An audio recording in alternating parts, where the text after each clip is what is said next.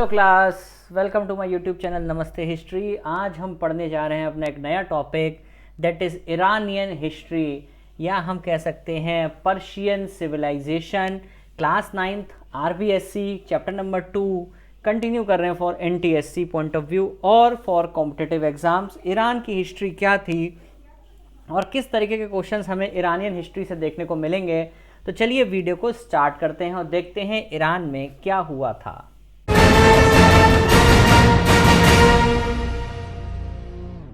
अब देखो सबसे पहले इसकी जो सिविलाइजेशन है उसे हम बोलते हैं पर्शियन सिविलाइजेशन। कौन सी सिविलाइजेशन? Persian civilisation. ठीक है, ये जो की बात हो रही है अराउंड आप मान के चलो 500 बीसी के आसपास की। तो ये बात कब की हो रही है? 500 बीसी के आसपास की बात हो रही है। ठीक है, पर्शियन सिविलाइजेशन मतलब ईरान की सिविलाइजेशन। ठीक है, बाउंडेड बाई इंपॉर्टेंट है। वेस्ट से इसे बाउंड कौन कर रहा है? ईस्ट से कौन कर रहा है? नॉर्थ से कौन कर रहा है? साउथ से कौन कर रहा है? अगर आप वेस्ट से देखोगे तो कर रहे हैं टिग्रिस एंड यूफ्रेट्स का जो नदियों का रीजन था मेसोपोटामिया वाला, वो रीजन। ईस्ट से आपकी इंडस वैली सिविलाइजेशन, नॉर्थ से आपकी कैस्पियन सी और साउथ से आपका पर्शियन गल्फ। ये कभी कभी पूछा जाता है कि कौन सा एरिया बाउंड हो रहा है पर्शियन सिविलाइजेशन से चारों तरफ से। ठीक है, पर्शियन फिलॉसफी में अगर हम देखेंगे तो उसको हम पारसी रिलीजन भी बोलते हैं और ज़ोरोएस्ट्रियन रिलीजन भी बोलते हैं। ठीक है, तो ये दोनों रिलीजन कहाँ बॉर्न हुए थे? ईरान के अंदर। अब जो रिलीजन है पारसी लोगों का बेसिकली क्या है? नेचर को वर्शिप करते हैं ये लोग। किसको? नेचर को वर्शिप करते हैं कि भाई नेचर में हमें जैसे सन है, मून है, अर्थ है, इन चीज़ों की ये डिस्कवरी करते हैं, इनको मानते हैं। ठीक है, जिसमें ये सन को सबसे ज़्यादा मानते हैं। Sun was considered greatest among them. ठीक, ये बात समझ में आई। अब इसी रिलीजन को क्या बोलते हैं? श्रेवोन। Again a very important question कि श्रेवोन किसे बोलते हैं? तो पार्शियन रीजन को ही, या फिर पारसी रिलीजन जो है उसको श्रेवोन बोलते हैं। उसका नाम चेंज होकर अब क्या हो गया? पारसियों का रिलीजन। ठीक है, पर्शियन रिलीजन या फिर ईरान का। पारसी और ज़ोरोएस्ट्रियन रिलीजन कहाँ के हैं? ईरान के हैं। ये किसकी वर्शिप करते हैं? कौन इंपॉर्टेंट है? इसको रिलीजन को पहले क्या बोलते थे? Again important. ठीक, ज़राथुस्त्र, ये बहुत ही बड़े वहाँ के कह सकते हैं एक ऋषि थे। अपनी हिंदी अगर बात करें यहाँ की भाषा में, इंडिया की भाषा में, तो एक ऋषि टाइप इंसान थे जो कि आप यहाँ देखोगे, अगर ये मैं आपको दिखाऊं तो ये थे ज़राथुस्त्र। ठीक है, तो ये बेसिकली क्या थे? ये वहाँ पे एक ऋषि की तरह थे, लोगों की सेवा करते थे, बहुत अच्छे नेचर के थे। जिसे खाना खाना उसे खाना खिला दिया, पानी पीने वालों को पानी पिला दिया, मतलब बहुत अच्छे से रिलीजन को प्रचार करते थे और साधु सन्यासी टाइप थे। ठीक है, ज़ाराथुस्त्र। अब ज़ाराथुस्त्र का क्या हुआ? ये कहाँ पैदा हुए थे? इंपॉर्टेंट है, Azerbaijan province of Iran. Azerbaijan जो जगह है ना अपनी, वहाँ पे इनका जन्म हुआ था on 24 August and considered equivalent to rishi of Rigvedic period. मैंने आपको बोल देना कि जैसे ऋषि थे, ये वो टाइम की बात है जब अपने यहाँ आप बात करो तो बैटल ऑफ 10 किंग्स हुई थी ना, हम लोगों ने पढ़ी थी, सुदास जिसमें जीते थे।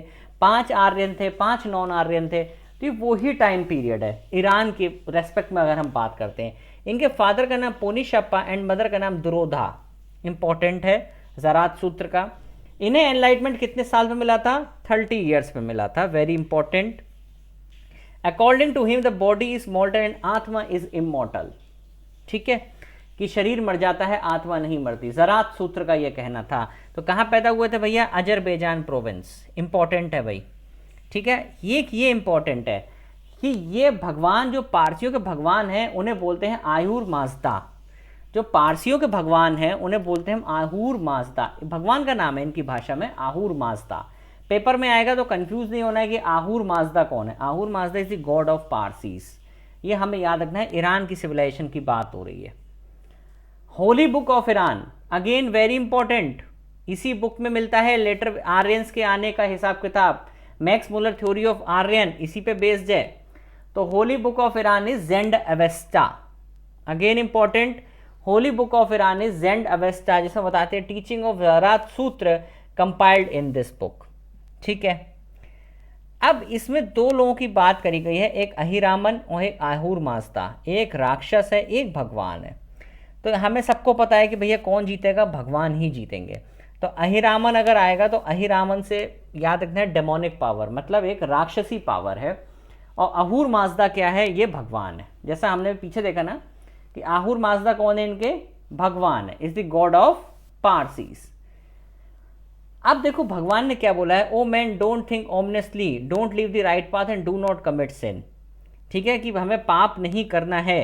ये किसने बोला है, भगवान ने बोला है इनकी भाषा में। ठीक, क्लियर हो गया। तो जेंड अवेस्टा याद रखनी है भैया, जेंड अवेस्टा नहीं भूलनी है। होली बुक ऑफ ईरान इस जेंड अवेस्टा।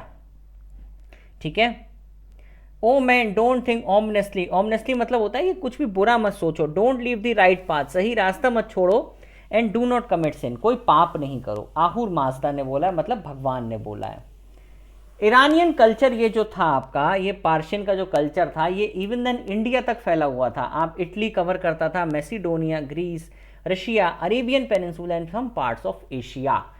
तो ये सारे रीजन इंडिया तक पहुंचे हुए थे। अब देखो भाई, ये थोड़ा सा इसमें हम पढ़ते हैं ईरान में उस समय कौन कौन राजा थे। तो पहला पारसी अंपायर जो था ना, वो साइरस उसका किंग था। Again very important, Cyrus the great founded the Persian empire known as Achaemenid empire in 550 BC। ठीक है, और इनने सबसे पहला अटैक कहाँ पे किया था, एनाटोलिया पे किया था, जो मॉडर्न डे क्या है, टर्की है। तो ऐसा एनाटोलिया पे क्यों अटैक किया था, क्योंकि भाई उस समय एनाटोलिया रीजन जो था ना, बहुत आयरन ओर और कॉपर डिपॉजिट से भरा हुआ था, इसलिए इन्होंने एनाटोलिया रीजन पे अटैक किया था। साइरस सबसे पहले और सबसे शक्तिशाली राजा थे पारसियों के, ये हमें याद रखना है। और इन्होंने कहाँ अटैक किया था, टर्की के रीजन के आसपास अटैक किया था, जिसको हम बोलते हैं एनाटोलिया। एनाटोलिया मतलब टर्की पे इन्होंने अटैक किया था एक तरीके से आज की भाषा में, क्योंकि वो आयरन और कॉपर से भरपूर था। Babylon was also invaded, Babylon पे भी इन्होंने अटैक किया, कब, 539 BC में। इंपॉर्टेंट है, बेबीलोन पे भी साइरस ने अटैक किया था इन 539 BC। ये है भाई साहब Cyrus. Cyrus follow liberal policy, Cyrus ने लिबरल पॉलिसी फॉलो करी। साइरस ने साइरिया और पैलेस्टीन पे भी अटैक किया था, और यहाँ जितने भी ज्यूज थे, जितने भी ज्यूज कम्युनिटी के लोग थे, उन्हें वापस बुला लिया था। ऐसा हुआ था कि साइरिया और पैलेस्टीन के ऊपर पहले किसी और रूलर का राज था, तो जब साइरिया पैलेस्टीन पे जिस रूलर का राज था, उसने ज्यूज को सबको निकाल दिया था वहां से। तो फाइनली साइरस क्या था, लिबरल पॉलिसी फॉलो करता था, तो उसने क्या करा, उन ज्यूज जितने भी थे सबको वापस बुला लिया था। तो साइरिया ने इन्वेड तो किया सीरिया और पैलेस्टीन पर सारे ज्यूज को वापस बुला लिया। ये साइरस की पॉलिसी थी, लिबरल पॉलिसी ऑफ रिलीजन। ठीक है, याद रहेगा। पर ये ग्रीस को कभी नहीं हरा पाए। इवन देन ये हड़प्पा तक भी पहुंच गए थे। अगर बात करिए तो हड़प्पा, इंडस वैली सिविलाइजेशन तक भी इनकी पहुंच थी, लेकिन हड़प्पा से अंदर नहीं आ पाए, मतलब इंडिया की तरफ। ठीक है, साइरस डाइड इन 529 BC।